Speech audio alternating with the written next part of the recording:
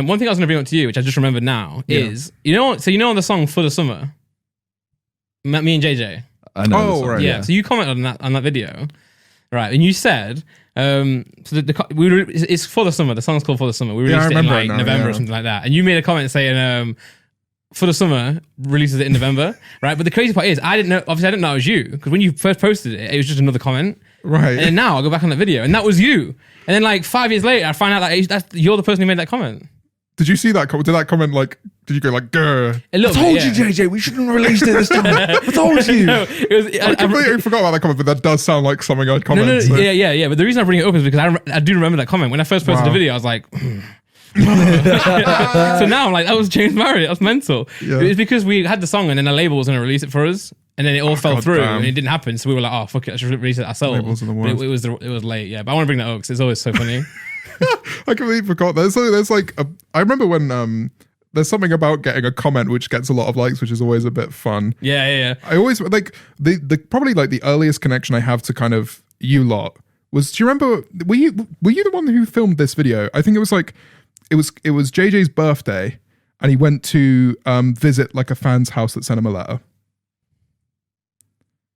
I think I did. I think were you the fan? No. That was Imagine. No. I went to that guy's primary school, and I was the only other person like in like our village that was making YouTube videos at the time. So we made YouTube videos after that video. Oh, that's sick. So like I had like I can't have had more than like 50 subscribers, and we were making these like videos together with that Harry guy. It's so weird. I think I went on that one. Yeah. I think he did it twice, and I can't remember if which one you did. Yeah. There's so many stories like that though. Like it's so weird. Like even like Nico Chunks, like they were like big into like the FIFA community back then, and now they're doing like crazy things. Well, I met Nico on at a Callux meetup. Really? I went with Cal. I think I must have had like 10k 20k subs maybe, right? And I met Nico, and he was like he just took a picture as a fan basically. Wow. I used to watch his videos all the time, right? And they were so cringy. And they were bad. They were bad, right?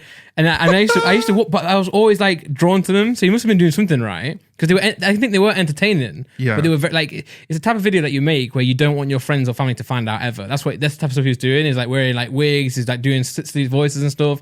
And I was just like, this is really weird. But I kept watching it, and then he just kept smashing it. And then I think when he applied that to, when he started maturing a bit more, he actually applied it to real world things. Started to like bang, but.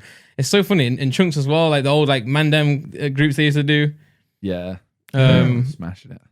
Yeah, it's mental to see. I remember the year before, like I really started taking YouTube seriously, or kind of like performing, I guess even the slightest amount. Yeah, because I studied in London. Mm-hmm. I studied at UCL, and I lived in Camden. And I remember I went to a club in Camden at one point, and I saw Callux there, and he was there with, I think it was just Sarah at the time.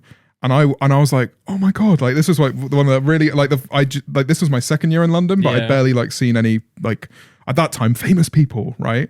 And I went up to him and I was like, Callux, it had to be him, like. Yeah. But I went up to him and I remember just like completely bottling it, because at the time I really like overthought a lot of social interactions. Like it's very easy for me to really get in my head about things. Yeah. And I just like very awkwardly, like 6'4" man, like walked up to Callux and Sarah and went, "I've been following you guys for ages." And I was just like, since McDonald's around the corner. No, exactly. I was like, oh god, they're gonna think that I was literally just like stalking them around this. And then I like it was just like this really awkward silence. I was just stood there like, oh god, they probably think I'm like the fucking worst. That's amazing. And then Callux went like, wow, look at that guy, he's vomiting. And I was like, yeah, he is. And then I left. I was just like, fuck. I was so bad. I've spoken to him about it since, but it's just like, oh god. Oh my. Does he remember it? I don't, probably not. He was probably drunk. That's awful.